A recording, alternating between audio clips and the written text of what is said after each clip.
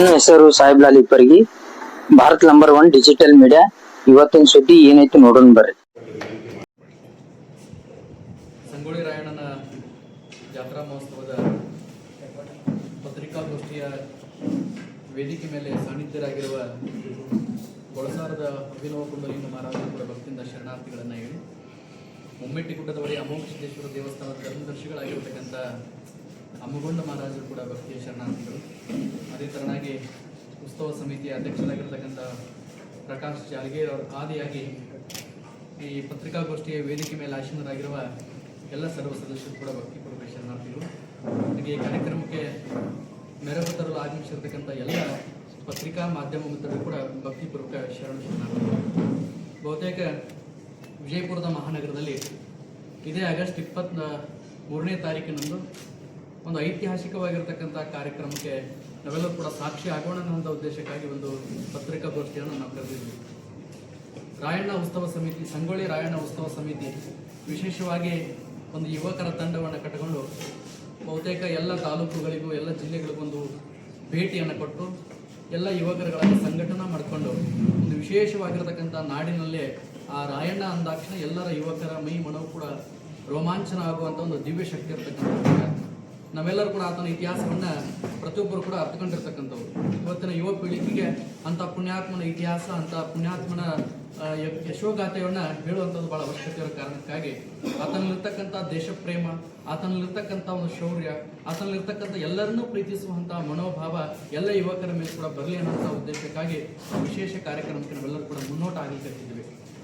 ಈ ಕಾರ್ಯಕ್ರಮದ ರೂಪುರೇಷೆಗಳು ಬಂದ್ಬಿಟ್ಟು ವಿಜಯಪುರದ ಐತಿಹಾಸಿಕ ದೇವಸ್ಥಾನ ಆಗಿರ್ತಕ್ಕಂಥ ಸಿದ್ದೇಶ್ವರ ದೇವಸ್ಥಾನದಿಂದ ಆಗಸ್ಟ್ 23ನೇ ತಾರೀಕಿನಂದು ಬೆಳಗ್ಗೆ 10 ಗಂಟೆಗೆ ಒಂದು ವಿಜೃಂಭಣೆ ಆಗಿರತಕ್ಕಂಥ ಕ್ರಾಂತಿವೀರ ಸಂಗೊಳ್ಳಿ ರಾಯಣ್ಣನವರ 12 ಫೀಟ್ ಎತ್ತರದ ರಾಜಗಂಭೀರವಾಗಿ ನಿಂತಿರತಕ್ಕಂತಹ ಆ ಪುಣ್ಯಾತ್ಮನ ಮೂರ್ತಿ ಮೆರವಣಿಗೆ ಬಹಳ ವಿಜೃಂಭಣೆಯಿಂದ ಸಾವಿರಾರು ಯುವಕರ ಜೊತೆಗೆ ಆ ಸಿದ್ದೇಶ್ವರ ದೇವಸ್ಥಾನದ ಮೆರವಣಿಗೆ ಆರಂಭ ಆಗ್ತೈತಿ. ಅದರ ವಿವರಣೆಯನ್ನ ಸಮಿತಿ ಅಧ್ಯಕ್ಷರು ಹೇಳ್ತಾರೆ. ಆದರೆ ರಾಯಣ್ಣನ ಜಾತ್ರೆ ಮಾಡಬೇಕಾಗಿತ್ತು ಅಂತಂದ್ರೆ ಒಂದು ಸಂಕಲ್ಪ ಇತ್ತು ನಮ್ಮೆಲ್ಲರೂ ಕೂಡ. ಹೆಂಗ ಸಂಕಲ್ಪ ಅಂತ ಕೇಳಿದ್ರೆ, ಕಳೆದ ಬಾರಿ ತಂಡವನ್ನು ಕಟ್ಕೊಂಡು ಆ ನಂದಗಡದ ಪುಣ್ಯ ಭೂಮಿಗೆ ಹೋಗಿ ಅಲ್ಲಿ ಒಂದು ಮಹಾರುದ್ರಾಭಿಷೇಕ ಮಾಡಿ ಒಂದು ಸಂಕಲ್ಪವನ್ನು ಮಾಡಿ ಬರ್ತೀವಿ. ಎಂಥ ಸಂಕಲ್ಪ ಅಂತಂದ್ರೆ ಎಲ್ಲ ಯುವಕರುಗಳು ಕೂಡ ಸದೃಢ ಆಗಬೇಕಾಗಿದೆ, ಎಲ್ಲ ಯುವಕರು ಕೂಡ ಸಂಘಟಿತರಾಗಬೇಕಾಗಿದೆ. ಮತ್ತೊಂದು ಮಗದೊಂದು ಎಲ್ಲ ವಿಷಯಗಳಿಗೆ ಅವರು ಯುವಕರುಗಳನ್ನು ಬಳಸುವಂತಾರೆ. ಯಾಕಂದ್ರೆ ಸ್ವಾಮಿ ವಿವೇಕಾನಂದ ಅವರು ಮಾತು ಹೇಳಿದ್ರಂತೆ, ಎಲ್ಲರೂ ಕೂಡ ಅರ್ಥಗೊಂಡಂಥ ಮಾತು ಏನಂತ ಹೇಳಿದ್ರೆ, ಕಲ್ಲಿನ ಪರ್ವತವನ್ನ ಕುಟ್ಟಿ ಪುಡಿ ಮಾಡುವಂಥ ಶಕ್ತಿ ಯಾರಾದ್ರೂ ಐತೆ ಹೇಳಿದ್ರೆ ಆ ಯುವಕರ ಕೈಯೊಳಗೈತಿ. ಅಂಥ ಯುವಕರನ್ನ ಮತ್ಯಾವುದೋ ಇದಕ್ಕೆ ಹೋಗೋದಕ್ಕಿಂತ ಆ ಪುಣ್ಯಾತ್ಮ ರಾಯಣ್ಣ ವೀರ ಧೀರ ಶೂರನಾಗಿರ್ತಕ್ಕಂಥ ರಾಯಣ್ಣನ ಹೆಸರ ಮೇಲೆ ಎಲ್ಲ ಯುವಕರುಗಳನ್ನು ಸಂಘಟನಾ ಮಾಡೋಣ. ಆ ಎಲ್ಲ ಯುವಕರಿಗೂ ಕೂಡ ಒಂದು ಉತ್ತಮವಾಗಿರತಕ್ಕಂಥ ಮಾರ್ಗದರ್ಶನ ದಾರಿಯನ್ನು ತಿಳಿಸಿಕೊಳ್ಳುವಂಥ ಉದ್ದೇಶಕ್ಕಾಗಿ ನಾವು ಕಾರ್ಯಕ್ರಮವನ್ನು ಹಮ್ಮಿಕೊಳ್ಳಲಾಗಿದೆ. ಇನ್ನೊಂದು ವಿಶೇಷವಾಗಿ ಆ ರಾಯಣ್ಣನ ಮೂಲ ನೆಲೆ ಇದು ವಿಜಯಪುರ ಜಿಲ್ಲೆ ಅನ್ನುವಂಥದ್ದು ನಮ್ಗೆ ಇತ್ತೀಚಿನ ನಮ್ಮೆಲ್ಲರೂ ಕೂಡ ಅನಿಸ್ತು, ಬಹಳ ಖುಷಿ ಅನಿಸ್ತು. ನಮ್ಮ ಜಿಲ್ಲೆಯವನೇ ಆಗಿರತಕ್ಕಂಥವನ್ನೆಲ್ಲ ರಾಯಣ್ಣ ಅನ್ನುವಂಥ ಭಾವ ಬಿಟ್ಟುಕೊಂಡು ಕೇವಲ ರಾಯಣ್ಣನ ಜಯಂತಿಯನ್ನು ಅಷ್ಟ ಮಾಡೋದು ಬೇಡ. ಯಾಕಂದ್ರೆ ಪ್ರತಿ ಹಳ್ಳಿಗಳಲ್ಲಿ ರಾಯಣ್ಣನ ಜಯಂತಿ ಮಾಡ್ತಾರೆ, ತಾಲೂಕುಗಳಲ್ಲಿ ಮಾಡ್ತಾರೆ, ಜಿಲ್ಲೆಗಳಲ್ಲಿ ಮಾಡ್ತಾರೆ. ಅಷ್ಟೇ ಅಲ್ಲದೆ ಸರ್ಕಾರ ಮಟ್ಟದಲ್ಲಿ ಕೂಡ ಆ ರಾಯಣ್ಣನ ಜಯಂತ್ಯೋತ್ಸವಗಳನ್ನ ಮಾಡ್ತಾರೆ. ಆದ್ರೆ ವಿಶೇಷವಾಗಿ ರಾಯಣ್ಣನ ಜಾತ್ರೆಯನ್ನ ಮಾಡೋಣ ಅನ್ನೋಂಥ ಒಂದು ಸಂಕಲ್ಪ ಬರ್ತೈತೆ. ಯಾಕಂತ ಕೇಳಿದ್ರೆ ನಾವೆಲ್ಲರೂ ಕೂಡ ದೇವ ಆರಾಧಕರಾಗಿರ್ತಕ್ಕಂಥವ್ರು.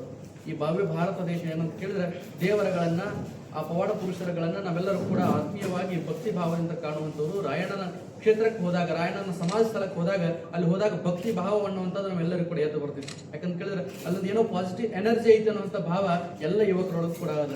ಬಹುತೇಕ ಅಲ್ಲೆಲ್ಲ ಜನ ತಾಯಂದ್ರೆ ತೊಟ್ಟಿಲಗಳನ್ನು ಕಟ್ಟಿರ್ತಾರೆ. ಯಾಕೆ ತೊಟ್ಟಿಲ ಕಟ್ಟಿರ್ತಾರೆ ಅಂದ್ರೆ ಆ ರಾಯಣ್ಣನ ಕ್ಷೇತ್ರಕ್ಕೆ ಹೋಗಿ ತೊಟ್ಟಿಲ ಕಟ್ಟಿ ಬಂದ್ರೆ ವರ್ಷ ತುಂಬದ್ರೊಳಗೆ ಅಂತ ವೀರ ಧೀರ ಮಕ್ಕಳು ನಮಗೆ ಹುಡ್ತಾವ ಅನ್ನೋಂಥ ಭಾವವನ್ನು ಇಟ್ಕೊಂಡು ಭಕ್ತಿ ಭಾವದಿಂದ ಆ ರಾಯಣ್ಣ ಕಾಣ್ಲಿಕ್ಕೆ ಹತ್ತಿದಾರಲ್ಲ. ಹಾಗಾಗಿ ರಾಯಣ್ಣ ಕೇವಲ ಒಬ್ಬ ಸ್ವಾತಂತ್ರ್ಯ ಹೋರಾಟಗಾರ ಅಷ್ಟೇ ಅಲ್ಲ, ಕೇವಲ ಒಬ್ಬ ಮಹಾತ್ಮನಷ್ಟೇ ಅಲ್ಲ, ರಾಯಣ್ಣನೊಬ್ಬ ದೈವ ಭಕ್ತನದನ, ದೈವಿ ಸಂಭೂತನದನ ಅನ್ನುವಂಥ ಭಾವ ಜನರಲ್ಲಿ ಬರಲು ಎನ್ನುವಂಥ ಉದ್ದೇಶಕ್ಕಾಗಿ ಆ ರಾಯಣ್ಣನ ವಿಶೇಷವಾಗಿರ್ತಕ್ಕಂಥ ಜಾತ್ರೆಯನ್ನ ನಾವು ಆಯೋಜನೆ ಮಾಡಿದ್ವಿ. ಅದರ ಮುಂದಿನ ವಿವರಣೆಯನ್ನ ನಮ್ಮ ಮೋಹನ್ ಸರ್ ಭೇಟಿ ಅವರು ಹೇಳ್ತಾರೆ. ಗೋಷ್ಠಿಯಲ್ಲಿ ನೋಡಿದ ನಮ್ಮ ಎಲ್ಲ ಉತ್ಸವ ಸಮಿತಿಯ ಸದಸ್ಯರೆಲ್ಲ ಉಪಸ್ಥಿತರಿದ್ದಾರೆ. ಈ ಒಂದು ಪತ್ರಿಕಾಗೋಷ್ಠಿಗೆ ಆಗಮಿಸಿದ ಎಲ್ಲ ದೃಶ್ಯ ಮಾಧ್ಯಮ ಮತ್ತು ಬರಹ ಮಾಧ್ಯಮದ ಗೌರವಾನ್ವಿತ ಎಲ್ಲ ಬಂಧುಗಳಿಗೆ ನಮ್ಮ ರಾಯಣ್ಣ ಡೊಳ್ಳು ಕುಣಿತ ಹಾಗೂ ಗೊಂಬೆ ಕುಣಿತಗಳ ಭವ್ಯ ಮೆರವಣಿಗೆಯೊಂದಿಗೆ ಗಾಂಧಿ ಚೌಕ್ ಮಾರ್ಗವಾಗಿ ಮತ್ತು ಬಸವ ಸರ್ಕಲ್ ಮಾರ್ಗವಾಗಿ, ಅಂಬೇಡ್ಕರ್ ಸರ್ಕಲ್ ಮಾರ್ಗವಾಗಿ ಮತ್ತು ಕನಕದಾಸ ಸರ್ಕಲ್ ಮಾರ್ಗವಾಗಿ ದರ್ಬಾರ್ ಹೈಸ್ಕೂಲ್ ಮೈದಾನದವರೆಗೆ ಬಂದು ಆ ವೇದಿಕೆಯಲ್ಲಿ ಒಂದು ಭವ್ಯ ವೇದಿಕೆ ಇರುತ್ತದೆ. ಯುವ ನಾಯಕತ್ವದ ಒಂದು ವೇದಿಕೆ ಇರುತ್ತೆ. ಆ ಕಾರ್ಯಕ್ರಮದಲ್ಲಿ ಎಲ್ಲ ಯುವ ಜಿಲ್ಲೆಯಾದ್ಯಂತ ಮತ್ತು ಕರ್ನಾಟಕ ರಾಜ್ಯದ ಯುವ ನಾಯಕರು ಬರ್ತಾ ಇದ್ದಾರೆ.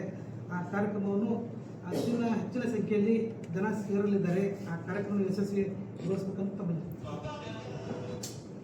ಎಲ್ಲ ಸಮುದಾಯ ಪ್ರೀತಿಸುವಂತ ಮತ್ತು ಗೌರವಿಸುವ ನಾವು ಯಾರ ಮಕ್ಕಳು ಕೂಡ ದೇಶ ಬರಲಾರದಂಥ ದಿನವನ್ನು ಆಗಸ್ಟ್ 15 ಮತ್ತು ಜನವರಿ 26 ನೆನಪಿಡುವಂಥ ದಿವಸವನ್ನು ಸೃಷ್ಟಿ ಮಾಡುವುದಂಥವು.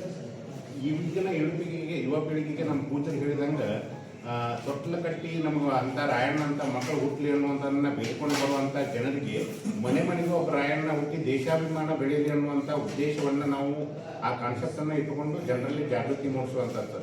ಭಾಳಷ್ಟು ಜನರು ಇವತ್ತು ಜಾತ್ಯತೀತವಾಗಿ ಪಕ್ಷಾತೀತವಾಗಿ ಈ ಕಾರ್ಯಕ್ರಮವನ್ನು ನಾವು ಎಲ್ಲೂ ಕೂಡ ಯಾರನ್ನೂ ಆಹ್ವಾನ ಮಾಡಲಿಕ್ಕೆ ಹೊರಟಿಲ್ಲ. ಈ ಪತ್ರಿಕಾ ಮುಖಾಂತರ ಅಷ್ಟೇ ಪತ್ರಿಕಾಗೋಷ್ಠಿ ಮುಖಾಂತರ ಆಹ್ವಾನ ಮಾಡ್ತಾ ಇದ್ದೀವಿ. ಜನರ ನಿರೀಕ್ಷೆ ಮೀರಿ ಇಲ್ಲಿ ಸೇರುವಂಥದ್ದನ್ನು ಇದು ಬಿಜಾಪುರದಿಂದ ಆರಂಭ ಆಗ್ತೈತೆ. ಬೇರೆ ಬೇರೆ ಕಡೆ ಎಲ್ಲ ಇತರ ರಾಜ್ಯಗಳಿಗೂ ಕೂಡ ಇದು ಸಂದೇಶ ಮುಟ್ಟಿದೆ. ಈಗೆಲ್ಲರೂ ಕೂಡ ಭಾಳಷ್ಟು ಮಂದಿ ನಾನಿ ಅನ್ನುವಂಥ ಬರ್ತೀವಂತಂದ್ರೂ ಕೂಡ ಯಾವುದೇ ರಾಜಕೀಯ ವೇದಿಕೆ ಆಗಬಾರ್ದು ಅನ್ನುವಂಥ ಕಾನ್ಸೆಪ್ಟ್ಗಳಿಗೆ ಇದೊಂದು ಅವೇರ್ನೆಸ್ ಮಾಡಲಿಕ್ಕೆ ಹೊಂದಿದೆ.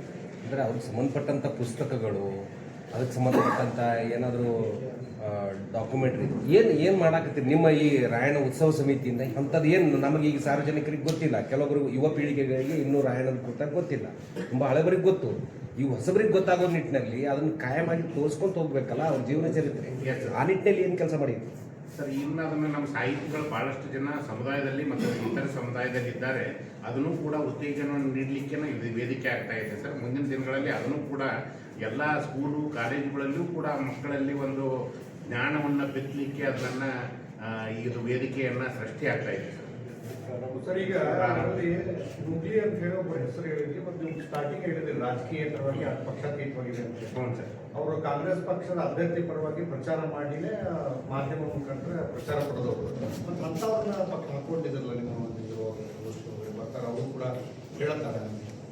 ಸರ್, ನೀವು ಹೇಳೋದು ಸತ್ಯ ಸುಳ್ಳ ನಾವು ಅದ್ರ ಬಗ್ಗೆ ಮಾತಾಡ್ಲಿಕ್ಕೆ ಹೋಗುದಿಲ್ಲ ಸರ್. ಅದು ನಾವು ಕೂಡ ಇದರೊಳಗೆ ನೋಡಿದ್ದೀವಿ. ಆದರೆ ಇಲ್ಲಿ ಯಾವುದೇ ಪಕ್ಷದ ಪರವಾಗಿ ಮಾತಾಡ್ಲಿಕ್ಕೆ ಅವಕಾಶ ಇಲ್ಲ ಸರ್. ಮುಂಚೆನೇ ಅವ್ರಿಗೆ ಹೇಳಿದ್ದೀವಿ ಸರ್.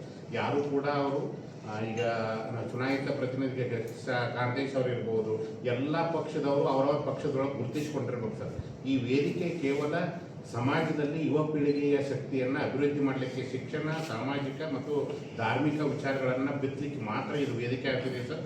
ಯಾವುದೇ ರಾಜಕೀಯ ವಿಷಯವನ್ನು ಎಲ್ಲೂ ಕೂಡ ಚರ್ಚೆ ಮಾಡಲಿಕ್ಕೆ ಅವಕಾಶ ಇಲ್ಲ ಸರ್. ಈ ವೇದಿಕೆ ಭಾಳ ಸ್ಪಷ್ಟ ಇದೆ ಸರ್. ಅಲ್ಲ, ರಾಜಕೀಯ ವ್ಯಕ್ತಿಗಳನ್ನ ಬಿಟ್ಟು ಮಾಡ್ಲಿಕ್ಕೆ ಸಾಧ್ಯನೇ ಇಲ್ವ? ಯಾಕಂದ್ರೆ ಅಂದ್ರೆ ಒಂದೊಂದು ಕ್ಷೇತ್ರದಾಗ ಒಂದೊಂದು ಗಣನೀಯವಾಗಿ ಸಾಧನೆ ಮಾಡಿದಂಥವ್ರು ಸರ್ ಇವರು. ನಾವು ಭಾಳಷ್ಟು ರಾಜಕಾರಣಿಗಳು ಇವತ್ತು ನಮ್ಮ ಪ್ರಶ್ನಾತೀತ ನಾಯಕ ಸಿದ್ದರಾಮಯ್ಯ ಅವರನ್ನ ಕರಿಬಹುದಾಗಿತ್ತು ಸರ್ ಈ ಕಾರ್ಯಕ್ರಮಕ್ಕೆ.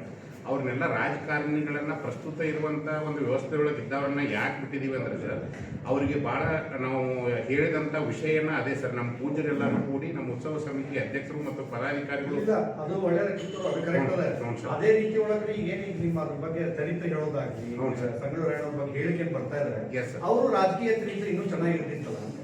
ಅವರೆಲ್ಲ ರಾಜಕೀಯೇತರವಾಗಿದ್ದಾರೆ ಸರ್. ಇಲ್ಲ, ನಾನು ಹೇಳಿದ್ರೆ ಕಾಂಗ್ರೆಸ್ ಪರವಾಗಿ ನೇರವಾಗಿ ಪ್ರಚಾರ ಮಾಡಿದ್ದಾರೆ ಇಲ್ಲ ಅವರ ರಾಜಕೀಯ ಹೆಂಗೆ ಆಗ್ತದೆ ಸರ್. ಈಗ ಸರ್ ಒಂದ್ ನಿಮಿಷ ಉತ್ತರ ಕೊಡ್ತಾರೆ. ಈಗ ಯಾರ್ಯಾರೋ ಯಾವ್ದಾವ್ದೋ ಪಕ್ಷದಾಗ ಗುರುತಿಸ್ಕೊಂಡಿರ್ತಾರೆ ಬಹುತೇಕ ಎಲ್ಲರೂ ಕೂಡ. MP ಅವ್ರು ಬಂದು ವೇದಿಕೆ ಮೇಲೆ ಕುಂತಾಗ ಅದು ರಾಜಕೀಯ ತಿರುವು ತಗೋದೈತೆ ಅನ್ನೋ ಉದ್ದೇಶಕ್ಕಾಗಿ ಸದ್ಯಕ್ಕೆ ಯಾರೂ ಅಧಿಕಾರದಾಗ ಇರದೇ ಇರೋರು, ರಾಜಕೀಯವಾಗಿ MLA MP ಮಿನಿಸ್ಟರ್ ಯಾರ್ದು ಇಲ್ಲದೇ ಇರೋರನ್ನ ಕರೆಯುವಂಥ ಪ್ರಯತ್ನ ಇರುತ್ತೆ. ಅದಕ್ಕೆ ಆಗ್ಲೇ ನಾವು ಮಾತಾಡುವಾಗ ವೃತ್ತಿಪರ ರಾಜಕಾರಣದಿಂದ ಹೊರಗಿಟ್ಟು ಮಾಡಕತ್ತೀವಿ ಅಂತ ಹೇಳ್ತೀವಿ. ವೃತ್ತಿಪರ ರಾಜಕಾರಣ ಬೇರೆ, ಪ್ರತಿಯೊಬ್ಬರಿಗೂ ಒಂದು ವೈಯಕ್ತಿಕ ಜೀವನ ಅಂತ ಇರ್ತೈತಿ. ಅವ್ರವ್ರು ಮಾಡುವ ಪಕ್ಷಗಳು ಬೆಂಬಲಿಸೋದು ಬೇರೆ ಇರ್ತೈತಿ. ಆ ವೈಯಕ್ತಿಕ ನಾವು ಇಟ್ಕೊಳ್ಳಲ್ಲ. ನಮ್ಮ ಉದ್ದೇಶ ಏನು, ಈ ಕಾರ್ಯಕ್ರಮದ ಮೂಲ ಉದ್ದೇಶ ಏನಂತಂದ್ರೆ ದುಶ್ಚಟಗಳಿಗೆ ಬಲಿಯಾಗಿ ಇವತ್ತು ಬೇರೆ ಬೇರೆ ರೀತಿಯಲ್ಲಿ ಯುವಶಕ್ತಿ ಪೋಲಾಗಿ ಹೊಂಟೈತಿ. ಅವಕ್ಕೆ ರಾಯಣ್ಣನ ಆದರ್ಶ ಬೆಳೆಸಬೇಕು, ರಾಯಣ್ಣನ ಸಂದೇಶಗಳನ್ನು ಕೊಡಬೇಕು. ಅಪ್ರತಿಮ ಒಂದು ದೇಶಭಕ್ತಿ ಆಗಿರ್ಬೋದು, ಶೌರ್ಯ ಆಗಿರ್ಬೋದು, ಅವನ ತ್ಯಾಗ ಆಗಿರ್ಬೋದು, ಸ್ವಾಮಿ ನಿಷ್ಠೆ ಆಗಿರ್ಬೋದು, ಆ ನಾಡಿನ ಕುರಿತಾದ ಅವನ ಭಕ್ತಿ ಆಗಿರ್ಬೋದು, ಇಂಥವೆಲ್ಲ ಯುವಕರಲ್ಲಿ ಮೂಡಿಸಬೇಕು ಅನ್ನೋ ಉದ್ದೇಶದಿಂದ ವಿವಿಧ ಬೇರೆ ಬೇರೆ ಜಿಲ್ಲೆಗಳಿಂದ ಬೇರೆ ಬೇರೆ ಸಂಪನ್ಮೂಲ ವ್ಯಕ್ತಿಗಳನ್ನು ಕರೆಸಿ ಆ ಯುವಶಕ್ತಿಯಲ್ಲಿ ಈ ಒಂದು ಮೂಲ ಆಶಯಗಳನ್ನು ಬೆಳೆಸುವ ನಿಟ್ಟಿನಲ್ಲಿ ಈ ಕಾರ್ಯಕ್ರಮ ಇತ್ತು. ಆಗ್ಲೇ ಸರ್ ಕೇಳ್ದಂಗೆ ಈ ಕಾರ್ಯಕ್ರಮದಲ್ಲಿ ರಾಯಣ್ಣನ ಏನು ವಿಶೇಷವಾಗಿ ಇದು ಮಾಡ್ತಾರೆ ಅಂತ ಕೇಳಿದ್ರು. ಬಹುತೇಕ ಬೆಳಗಾವಿಯಲ್ಲಿ ರಾಯಣ್ಣ ರಾಕ್ ಗಾರ್ಡನ್ ಅಂತ ಗಾರ್ಡನ್ ಮಾಡಿದ್ದಾರೆ. ಅಲ್ಲಿ ಸಂಶೋಧಕರೊಬ್ಬರು ಇದ್ದಾರೆ, ಬಸವರಾಜ್ ಅಂತೇಳಿ. ಬಹುತೇಕ ಅವರು ಬಹಳ ವಿವರವಾಗಿ ರಾಯಣ್ಣನ ಚರಿತ್ರೆಯನ್ನು ಸಂಶೋಧನೆ ಮಾಡಿ ನಮಗೂ ವಿನಾಯಕ್ ನಾನು ಒಂದು ವಿಷಯ ಪ್ರಸ್ತಾಪ ಮಾಡಿದೆ. ರಾಯಣ್ಣರ ಮೂಲ ನೆಲೆ ಅವ್ರ ಪೂರ್ವಿಕರು ಇರ್ತಕ್ಕಂಥದ್ದು ಬಿಜಾಪುರ ಜಿಲ್ಲೆಯ ರೂಗಿ ಅಂತ ನಾನು ಹೇಳಿದೆ. ರೂಗಿ ಹೋಗಿ ಅಲ್ಲಿ ಅವ್ರ ಬೆಳಗಾವಿಯಲ್ಲಿ ಅವರ ಹಿರಿಯರು ನಿಂತಾಗ ರೋಗಣ್ಣ ಅವರು ಅಂತ ಕನ್ವರ್ಟ್ ಆಗಿದ್ದು ಇತಿಹಾಸದಲ್ಲಿ ಅವ್ರು ಬರೆದಿದ್ರು. ಅವರನ್ನ ಕರೆಸಿ ಸಾಧ್ಯ ಆದಷ್ಟು ಅವರಿಂದಲೂ ಕೂಡ ಜನರಿಗೆ ಅವ್ರ ಇತಿಹಾಸದ ಅರಿವಾಗಲಿ, ಅವರು ಸಂಶೋಧನೆ ಮಾಡಿ ಇಟ್ಕೊಂಡಿದ್ದಾರೆ, ಪುಸ್ತಕಗಳನ್ನು ಇಟ್ಕೊಂಡಾರ, ಅವರಿಂದ ಪುಸ್ತಕಗಳನ್ನು ಕೂಡ ಅಲ್ಲಿ ಬಂದಿರತಕ್ಕಂಥ ಜನರಿಗೆ ಆಗಿರ್ಬೋದು, ಗೆಸ್ಟ್ಗಳಿಗೆ ಕೊಡುವಂತ ಕೆಲಸ ಮಾಡ್ತೇವೆ. ಅದು ಇಲ್ಲಿ ಹತ್ತಿರಕ್ಕೆ ನಾಗಟನ ಅಂತ ಬರ್ತಲ್ರಿ. ಬೆಳಗಾವಿಯಿಂದ ಮಲಪ್ರಭಾ ನದಿ ದಂಡೆ ಸಂಗೊಳ್ಳಿ ಎನ್ನುವ ಊರ, ಅಲ್ಲಿ ಸಂಗಮೇಶ್ವರ ದೇವಸ್ಥಾನ ಅಲ್ಲಿ ಬಂದು ನೆಲೆ ನಿಲ್ತಾರ. ಅಲ್ಲಿ ಬಂದಾಗ ಪ್ರತಿ ವರ್ಷ ಕಿತ್ತೂರು ಸಂಸ್ಥಾನದವರು ಆ ಸಂಕ್ರಮಣದ ಜಳಕ ಮಾಡಕ್ ಶ್ರಾವಣ ಮಾಸ ಪ್ಲಸ್ ಜನವರಿ ತಿಂಗಳಲ್ಲಿ ಸಂಕ್ರಮಣ ಜಳಕ ಮಾಡಕ್ ಆ ಸಂಗೊಳ್ಳಿಗೆ ಬರ್ತಿರ್ತಾರೆ, ಸಂಗಮದ ಆ ಮಲಪ್ರಭಾ ನದಿ ದಂಡೆಗೆ. ಅವಾಗ ಈ ಕುಸ್ತಿ ಏರ್ಪಟ್ಟಾಗ ಮಾತ್ರ ಈ ರಾಯಣ್ಣ ಒಬ್ಬ ಕುಸ್ತಿ ಪಟುವಾಗಿದ್ದ. ಅವನು ಕುಸ್ತಿ ಗೆದ್ದ ಮೇಲೆ ಅವನಿಗೆ ಬಹುಮಾನ ಕೊಡಕ್ ಹೋಗಿ ಈ ಚೆನ್ನಮ್ಮ ಮತ್ತು ಕಿತ್ತೂರು ಸಂಸ್ಥಾನಕ್ಕೆ ಸಂಪರ್ಕ ಬೆಳಿತೈತಿ ಅವರಿಗೆ. ಅವಾಗ ಈಗ ಕಾಲೇಜ್ ರಾಯಣ್ಣ ಸಂಗೊಳ್ಳಿ ರಾಯಣ್ಣ ಅಂತ ಕಾರಣ ಬೆಳಗಾವ್ದಾಗ ರಾಣಿ ಚೆನ್ನಮ್ಮ ಡೆಪ್ಯುಟೇಟೆಡ್ ಅಂದ್ರೆ ಕಾಲೇಜ್ ಅಂದ್ರೆ ಎಲ್ಲ ಒಂದು ಮಾಡೆಲ್ ಕಾಲೇಜ್. ಕರ್ನಾಟಕ ಕಾಲೇಜ್ ಹ್ಯಾಂಗ್ ಡೆವಲಪ್ ಆಗ್ಯದ ಕರ್ನಾಟಕಕ್ಕೆ ಬರ್ತೀವಿ, ಅದು ಡೆವಲಪ್ ಆಗಿಲ್ಲ ನಿಮ್ಮ ಕಾಲೇಜ್. ಅದ್ರ ಬಗ್ಗೆ ಏನು ಮಾಡ್ತೀವಿ? ಯಾಕಂದ್ರೆ ಒಳ್ಳೆ ಗೌರ್ಮೆಂಟ್ ಮೈಸೂರಿಗೆ ಗೌರ್ಮೆಂಟ್ ಕಾಲೇಜ್ ಕನ್ವರ್ಟ್ ಮಾಡ್ಯಾರ ಹೆಸರು ತಗೊಂಡು. ಗೌರ್ಮೆಂಟ್ ಕಾಲೇಜ್ ಮೊದಲು ಇತ್ತದು, ಅದು ಸಂಗೊಳ್ಳಿ ರಾಯಣ್ಣ ಕಾಲೇಜ್ ಗೌರ್ಮೆಂಟೇ ನಡೆಸ್ತಾರೆ, ಆದ್ರೆ ಡೆವಲಪ್ ಆಗಿಲ್ಲ ಅದು. ನಮ್ಮ ಸಲಹೆಯನ್ನು ಅತ್ಯಂತ ಗೌರವವಾಗಿ ಸ್ವೀಕಾರ ಮಾಡ್ತೀವಿ ಸರ್. ಈ ಉತ್ಸವ ಸಮಿತಿ ಉದ್ದೇಶನ ಇದು ಬರೀ ಆರಂಭ ಆಗಿ ಅವತ್ತ ಅಂತ್ಯ ಆಗುದಿಲ್ಲ ಸರ್. ಆರಂಭ ಆಗಿ ಇದು ನಿರಂತರವಾಗಿ ಅಂಥವ್ರನ್ನ ಗುರುತಿಸುವಂಥ ಕೆಲಸವನ್ನು ಮಾಡಿ ನಾವೆಲ್ಲ ಉತ್ತೇಜನ ಕೊಡಲಿಕ್ಕೆ ಕರ್ನಾಟಕ ಕಾಲೇಜ್ ಹೆಂಗೆ ಫೇಮಸ್ ಆಗಿದೆ ಇದೇ ಥರ ಯಾಕೆ ಆಗಿಲ್ಲ ಅಂತ ಏನು ಪ್ರಾಬ್ಲಮ್ ಅದೇ ನಮಗೆ ನಾವು ನೋಡಿರಿ ಸರ್. ಹ್ಞೂ ಸರ್, ಹಿತಾಸಕ್ತಿ ಕಡಿಮೆ ಆಗಿದೆ. ಹಿತಾಸಕ್ತಿ ಕಡಿಮೆ ಇದೆ ಸರ್. ಈಗ ಅದಕ್ಕೆ ಈಗ ಟೀಮ್ ಇದು ಎಲ್ಲರೂ ಈ ಟೀಮನ್ನು ಭಾಳ ಈಗ ನಮ್ಮ ಪೂಜ್ಯರು ನಿರಂತರವಾಗಿ ಎಲ್ಲ ಹಳ್ಳಿಗಳಿಗೂ ಕೂಡ ನಿರಂತರವಾಗಿ ಯಾವುದೇ ಕೂಡ ಅವ್ರಿಗೆ ಯಾವುದೂ ಸ್ವಾರ್ಥ ಇಲ್ಲ ಅನ್ನೋ ಮನೋಭಾವನೆಯನ್ನು ಇಟ್ಟುಕೊಂಡು ಕೆಲಸ ಮಾಡ್ತಾ ಇದ್ದಾರೆ. ಇವತ್ತು 23 ಸ್ಟೂಡೆಂಟ್ಸ್ ಎಸ್ ಸರ್, 1000 ಎಲ್ಲ ಬೆಳಗಾವಿ ಮಧ್ಯ ಬಂದು ಎಲ್ಲ ಜನ ಬರ್ತಾರೆ. ಅದನ್ನ ನಾವೆಲ್ಲರೂ ಗಮನದಾಗ ಇಟ್ಕೋತೀವಿ ಸರ್. ತಮ್ಮ ಸಲಹೆ ಇದು ಖರ್ಚು ವೆಚ್ಚ ಏನು ಸರ್, ಹೆಂಗೆ ನಾವೇ ಎಲ್ಲರೂ ಹೇಳಿ ಪೂಜೆ ಗುರುಗಳೇ? ಈಗ ಖರ್ಚು ವೆಚ್ಚಗಳನ್ನ ಯಾವುದೇ ರಾಜಕೀಯೇತರವಾಗಿ ನಾಗಲೇ ಹೇಳ್ದಂಗೆ ಯಾವುದು ರಾಜಕೀಯದವ್ರ ಮುಂದೆ ಪಟ್ಟಿ ಎತ್ತಿ ಆ ಥರ ಮಾಡ್ಲಿಕ್ಕಿಲ್ಲ. ಒಂದು ಸಮಿತಿಯನ್ನು ಮಾಡ್ಕೊಂಡಿದ್ದೀವಿ. ಸಮಿತಿಯಲ್ಲಿ ಅಧ್ಯಕ್ಷರ ಆದಿಯಾಗಿ ತಮ್ಮ ಕೈಲಾದಂಥದ್ದು ಫಸ್ಟ್ ಸಮಿತಿಯವರೇ ನಾವು ಹಾಕೊಂಡಿದ್ವಿ. ಅದಕ್ಕೆ ಬಹಳ ಜನ ಸ್ವಯಂ ಪ್ರೇರಿತವಾಗಿ ಸ್ವಾಮೀಜಿಗಳು ಕೂಡ ಇದಕ್ಕೆ ಆರ್ಥಿಕ ನೆರವನ್ನು ಕೊಟ್ಟಿದ್ದಾರೆ. ಯಾಕಂದ್ರೆ ಮಾಡುವಂಥ ಉದ್ದೇಶ ಬಹಳ ಪ್ರಾಮಾಣಿಕ ಇದೆ ಅನ್ನೋಂಥದ್ರ ಭಾವ ಅವ್ರ ಮನಸ್ಸೊಳಗೆ ಬಂದಾಗ ಪ್ರತಿಯೊಬ್ಬರು ಕೂಡ ನಾವು ರೊಕ್ಕ ಕೇಳಿದ ಯಾರಿಗೂ ಕೂಡ ಧನದ ಸಹಾಯ ಮಾಡೋದಿತ್ತಂದ್ರೆ ನಾವು ಹಳ್ಳಿ ಭಾಗಕ್ಕೆ ಹೋದಾಗ ಹೇಳ್ತಿದ್ವಿ, ನೀವೇನಾದ್ರು ಧನ ಸಹಾಯ ಮಾಡುವಂಥ ವಿಚಾರಣೆ ಮಾತ್ರ ಆಯ್ತಂದ್ರೆ ನಿಮ್ಮ ಆಜು ಬಾಜು ಗಾಡಿಗಳನ್ನು ಮಾಡ್ಕೊಂಡು ಕಾರ್ಯಕ್ರಮ ಬರೀ ಅಂತ ತಿಳ್ಕೊಂಡಿದ್ವಿ. ಆದರೂ ಕೂಡ ಬಹಳ ಜನ ನಾನು ಸ್ಟೇಜಿನ ವ್ಯವಸ್ಥೆ ಮಾಡ್ಕೊಡ್ತೀನಿ, ನಾವು ದಾಸೋಹದ ವ್ಯವಸ್ಥೆ ಮಾಡಿಕೊಡ್ತೀನಿ ಅಂತ ಸ್ವಯಂ ಪ್ರೇರಿತವಾಗಿ ಬಹಳ ಜನ ಮುಂದೆ ಬಂದಿದ್ದಾರೆ. ಮೊದಲು ಈ ಸಮಿತಿಯವರೇ ಇದಕ್ಕೊಂದಿಷ್ಟು ಮುಂದೆ ಹಾಕೊಂಡಿದ್ದಾರೆ. ಇತ್ತಿತ್ತಲಾಗಿ ಹಿಂದೂ ಸಮುದಾಯಕ್ಕೆ ರಾಜಕೀಯವಾಗಿ ಹಿನ್ನಡೆ ಆಗ್ತಾ ಇದೆ. ಆ ನಿಟ್ಟಿನಲ್ಲಿ ಈ ಉತ್ಸವದಲ್ಲಿ ಚರ್ಚೆ ಏನಾದರೂ ಆಗುತ್ತಾ? ಎಲ್ಲ ಒಂದೇ ಪಕ್ಷಕ್ಕಂತಲ್ಲ, ಆ ನಿಟ್ಟಿನಲ್ಲಿ ಏನಾದರೂ ಚರ್ಚೆ ಆಗುತ್ತಾ ಅಂತ? ಇಲ್ಲ, ನಾವು ಪರ್ಟಿಕ್ಯುಲರ್ ಆಗಿ ಇಂಥದೇ ಒಂದು ವಿಷಯ ಅಂತಿಲ್ಲ. ಮೊದಲು ನಮಗೆ ಬೇಕಾಗಿದ್ದ ಸಂಘಟನೆ, ಯುವಕರೆಲ್ಲರೂ ಕೂಡ ಸಂಘಟನಾ ಸದೃಢರಾಗಬೇಕು ಅನ್ನೋ ಉದ್ದೇಶಕ್ಕಾಗಿ ಮುಂದೆ ಯಾವ ತಿರುಗಳು ತಗೋತೋ ಸಂಘಟನೆ ಶಕ್ತಿ ನಮ್ಮ ಹತ್ರ ಇತ್ತಂದ್ರೆ ಏನಾದ್ರು ಬದಲಾವಣೆ ಮಾಡಬಹುದು ಅಂತ ನಾನು ಇದರ ಸಂಬಂಧ ನಾವು ಸಂಘಟನೆ ಮಾಡಿರ್ತೀವಿ. ಯಾವುದು ರಾಜಕೀಯ ಉದ್ದೇಶ ಇಲ್ಲ, ಯಾರೋ ಹಿನ್ನೆಲೆಯಾಗಿ ನಿಂತ್ಕೊಂಡು ಕಾರ್ಯಕ್ರಮ ಮಾಡಿಸ್ಲಿಕ್ಕಿಲ್ಲ. ಎಲ್ಲರೂ ಕೂಡ ಪರಮ ಪೂಜ್ಯರ ನೇತೃತ್ವದಲ್ಲಿ ಉತ್ಸವ ಸಮಿತಿಯನ್ನು ಇಟ್ಕೊಂಡು ಈ ಕಾರ್ಯಕ್ರಮ ಮಾಡ್ಲಿಕ್ಕೆ.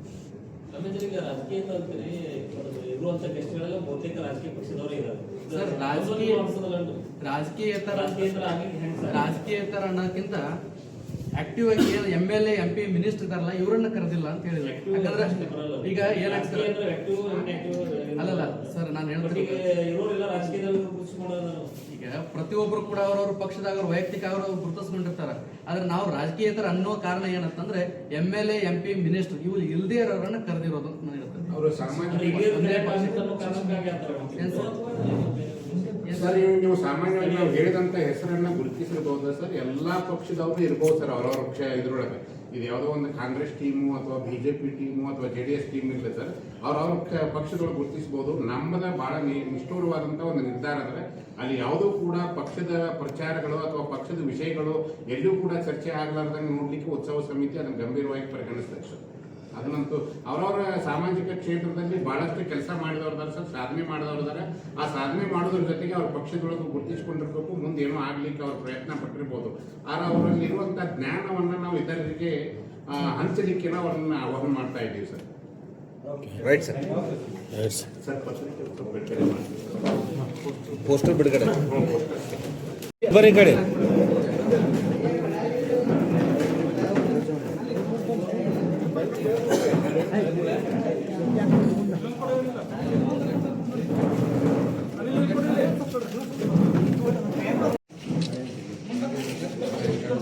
ನಮ್ಮೆಲ್ಲರ ಸಹಕಾರ ಇದೆ ಸರ್.